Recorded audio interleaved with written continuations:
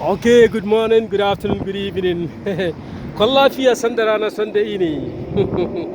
Alafo Mbacho Church Obibia on behalf of the entire Ghanaian community in abroad, Canada, US, UK, England, Spain, Italy, France, Germany, Denmark, like country be oh shame. Happy birthday be a means me fa kwenye so na madawase. Me de obi bia se enye obia na be se na daje na wa wish your birthday sa da bi. Obi o se na daje anamfo anuanom abusuafo obi a minni no da obi a wate me nkada ewo YouTube channel no so no ofre ye odamase o wish me happy birthday. Me ba cho me YouTube channel no aye Milo TV.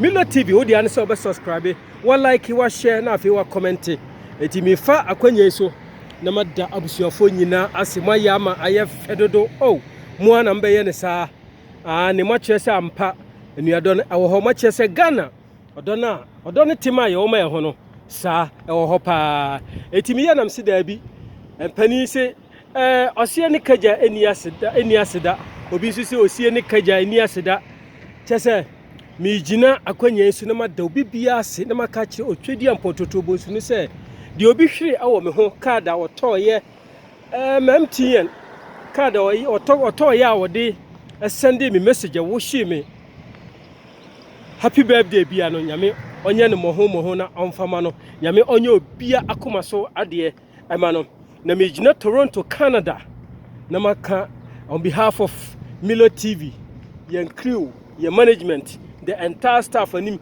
na ma che obi bia na madam nyina se na maka che mu nyina se nyame onhyira mu in fact nyame onye mu kase nyame onye makoma so ade ma mu me damase enye obia obi wo hokura na uye bibi se no wo ho eye na hi keke enso wonya ne boni bia o eti se wo wase o credit awo me ho wase wadaje atimi awo hye me happy birthday dia menia me damase eti mame ntu nyum kakra bi mame ho na me so me nchele kakra happy birthday to you Milo happy birthday to you happy birthday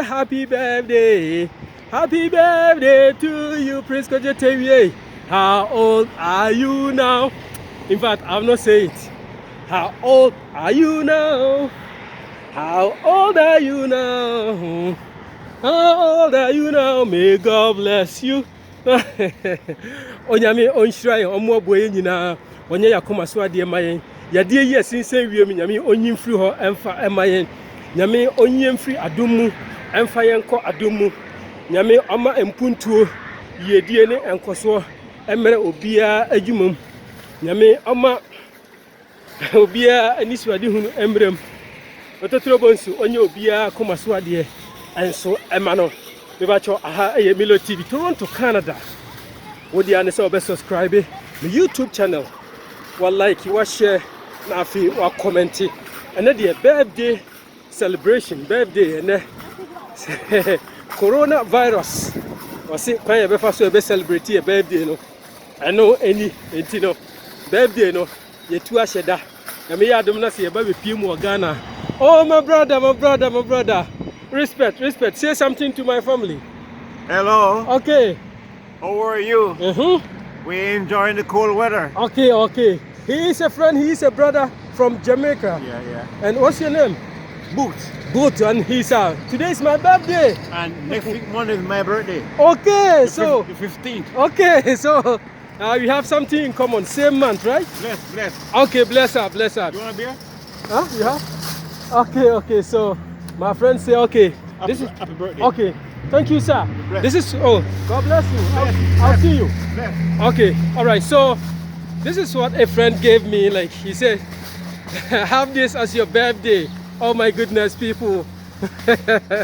Toronto, Canada, MC Milo. We're gonna have fun. Bari bim, bari boom, bari bam. Na me say abeli ya wala pulikati za wala ye ga sana inye gamba nyo yele. All right. Adofo ha ye Milo TV udi anso be subscribe or like it. Na wa share. Ye twa aburuchi picture akire mo da bia Toronto, Canada. No ene guo no.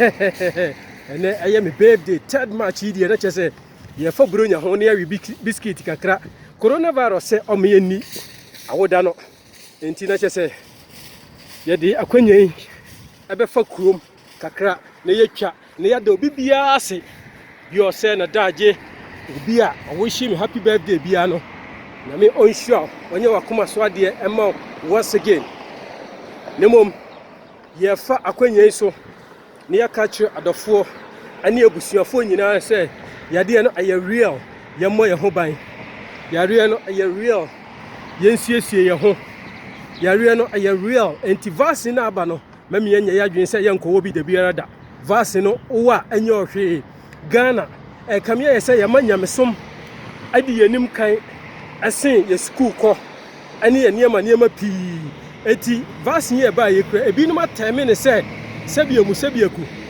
ase more or less no akwa ye ade bi a sebi wode ho kodon anase mpo okowo pane ni bi a ube yare ana ube wu anase mpo wo join ni sa 666 no enye sa enetie de biara da enye sa aha amanfo ahyase wo me enche bia pie na me so me makwa akwo me de bi ma wo bi but then enye nnuro me mpesua so edu ye na ebe kwa akwo yade ne ye real omie mo ye ho ban wabaso oni adasa edi besie ni wabaso oni adasa ebetentam eno nti ena ye mpanyimfo nso aye nhyehyeye na adodankwa akufu ado his excellency wakope nnura ti sei ye ode aba eti mamu me nya yadwen se media me nwo bi media me nye sei media masori se mema me nwo media me gidie nkyem se mema me nwo no be ba cho pi fa bibia to nchen neko wo na ebeboa wo na aboa me se mimi ni bi na wo bi na abo wagu me so anase mpo me no ehye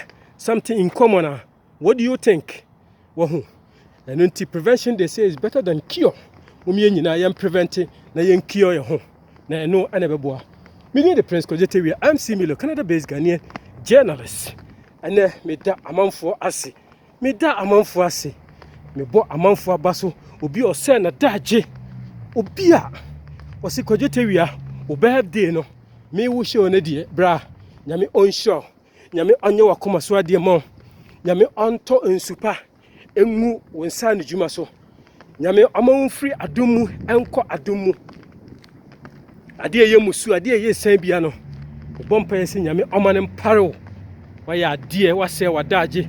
Nemom ama obi anya na dwen se sebi odo obi ebetetankuru amu dabi. Enye se bia mete Canada ana mayema dwen se me twitwa videos ayi obi ahi no.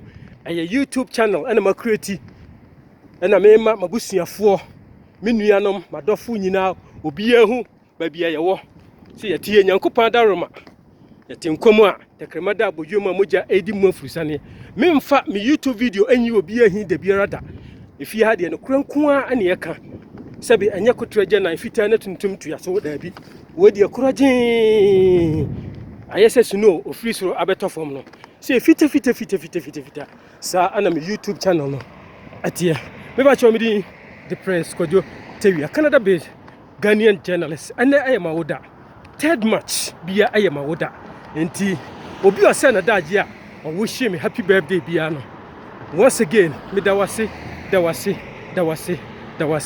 na senkan ayeyin kan okay ene ma me famu nsi he ya nyame yad me besan kasa me che obi bia from Toronto, Canada. This is MC Milo. Once again, happy birthday to myself. Okay, bye.